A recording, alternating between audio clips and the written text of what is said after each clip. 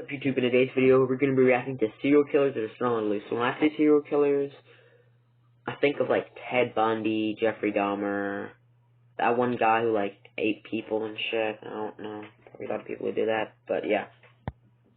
Hey, do you want to know a scary thought? You know, like, serial killers? Well, before they were all caught and put in jail or even executed, you know that they were just living in public with the rest of us, right? Yeah, creepy. Not too long ago, I Yeah, like, bro. Imagine, oh no, my light might fall over, but imagine, I have it at a certain angle, but imagine if you're just walking past and you're like, yo, what's up, dude? So some random person on the street and they say, what's up back. That person could have killed 16 people mindlessly and nobody would have known. Just let that sink in.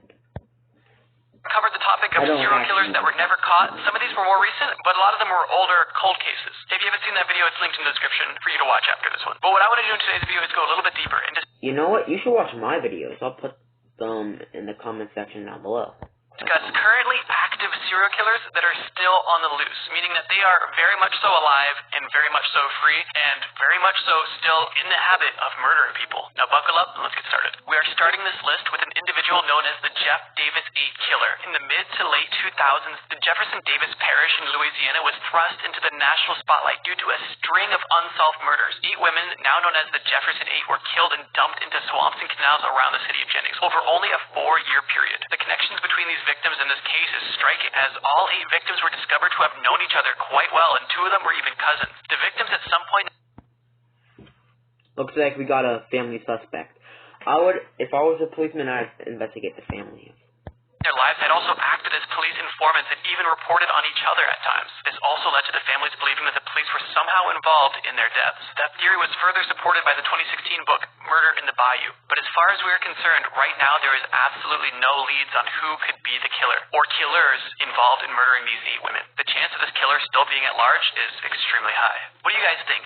Simply rural towns being underfunded and not being able to solve... I'm trying to see my hair so much. I don't think it... Thing is, bro... Don't ever murder someone. I don't know how you would even, like... Thing is, I feel bad even saying stuff to people.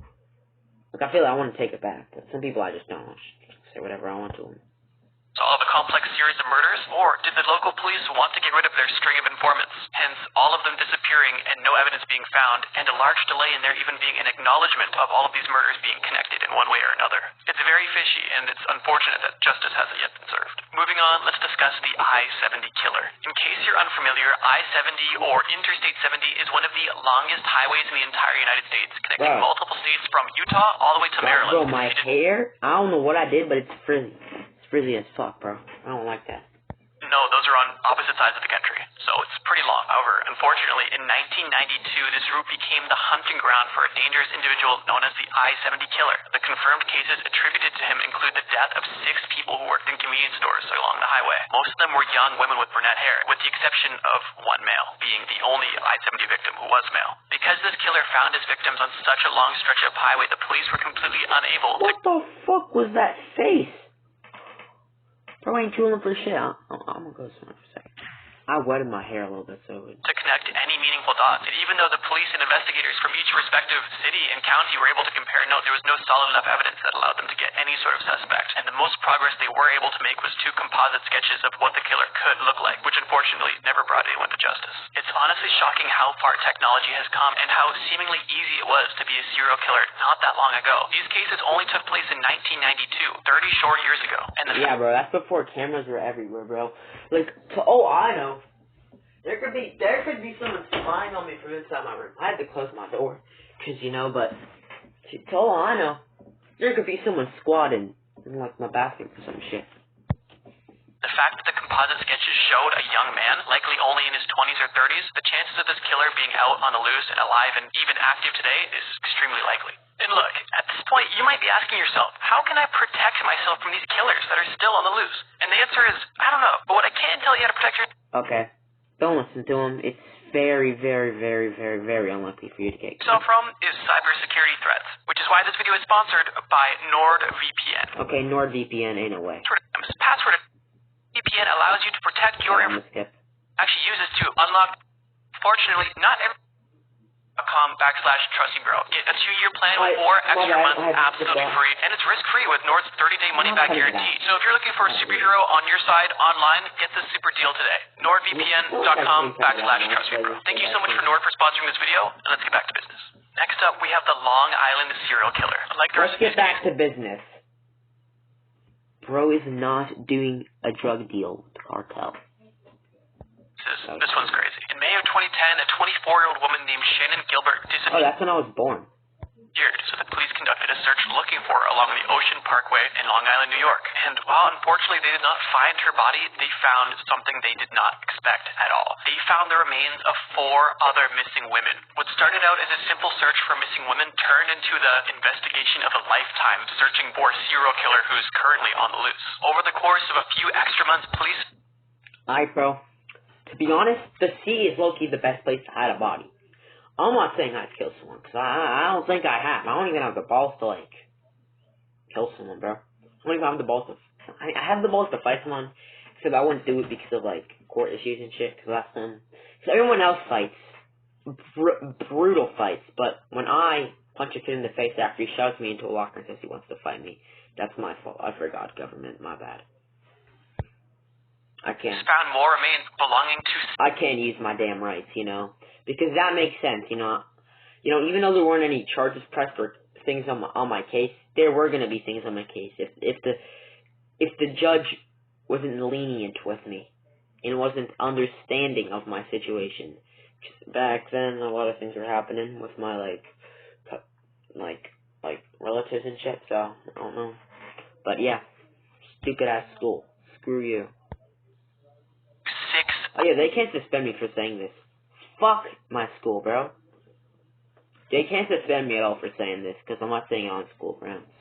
Other people, a total of 10, and the connections were made. The killer mostly targeted sex workers who put up ads on Craigslist. And although there was a lot of effort put into a lengthy investigation, and there was even suspects and persons of interest, which is a first on this list so far, there was absolutely no arrests made, and the Long Island serial killer may very well be still active, as they're still on the loose. Truly sad and unfortunate. Alright, let's get out of the States for a sec and go over to Asia, specifically Japan. This entry is not only strange, but also really scary, and you'll see why very soon. As some of you may know, Japan has a huge obsession with vending machines. It's a huge part of their culture, and it's honestly pretty cool and convenient. Oh, bro, vending machines?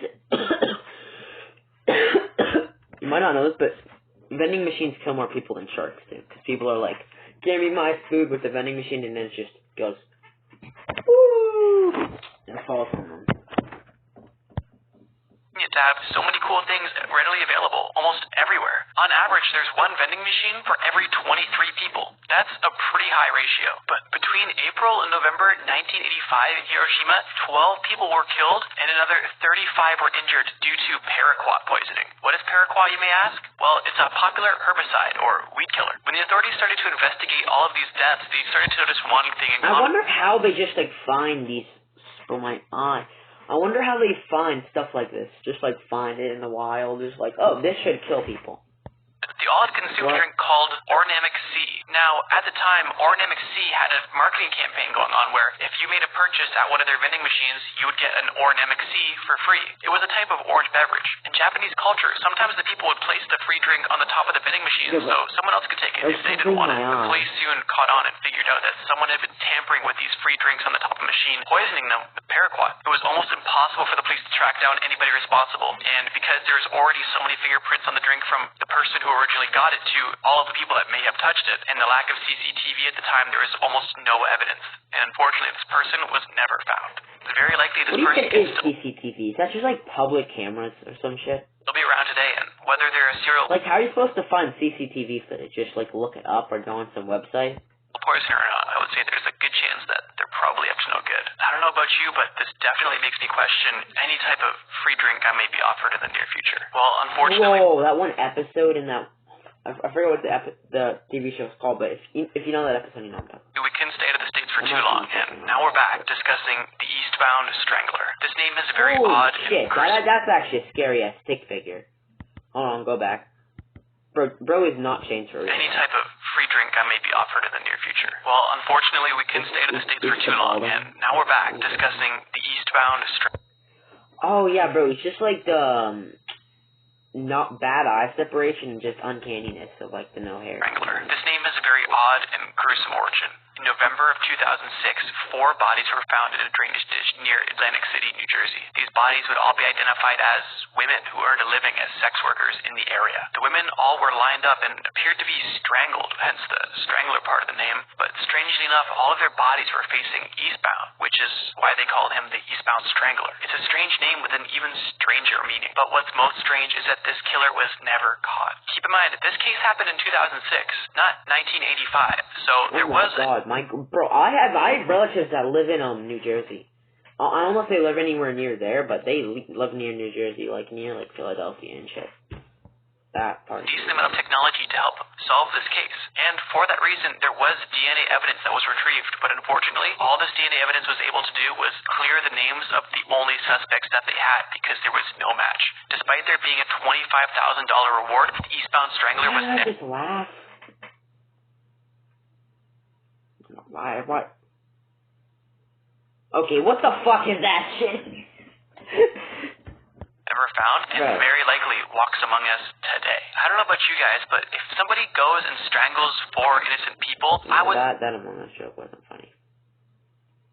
Say that they're probably not just going to stop at that, which is why I considered them for this list of active killers. And for good measure, let's just add one more strangler, specifically the Chicago Strangler. From 2001 all the way up till 2018, the deaths of at least 50 women in the Bro, my friend's mom could have died because his dad lived in Chicago.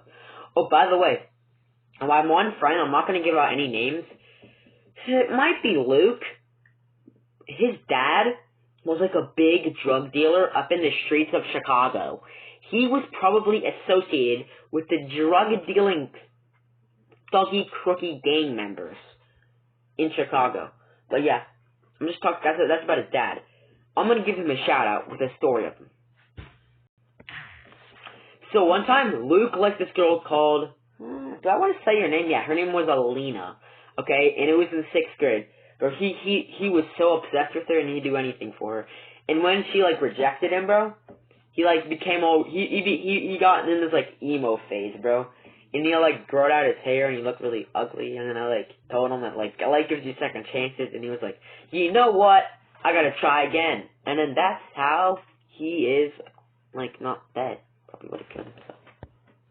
South and west sides of Chicago have had the Chicago PD stumped. Like in other cases, unfortunately, a lot of these victims shared very similar attributes. They were African-American female sex workers in the area, and as you might have assumed, they were all murdered via strangulation. Because a lot of these victims and cases have provided no suspects, the term Chicago Strangler has been used as somewhat of a blanket term to identify the killer or killers who are still at large. The silver lining of this case is that some of these Luke's dad?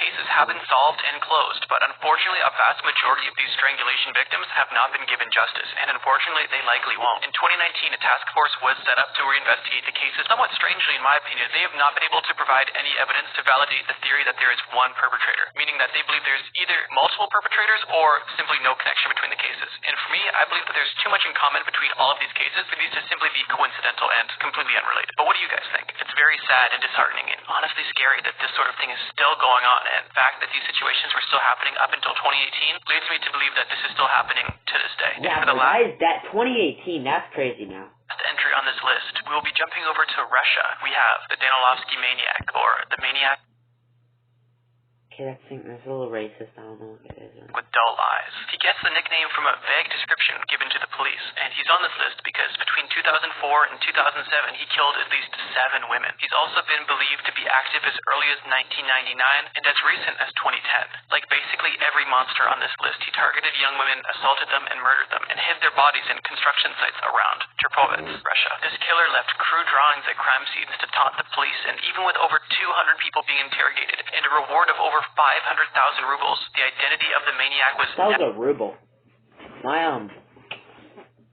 I'm not actually gonna give out names, but my stepdad, he's like Ukrainian.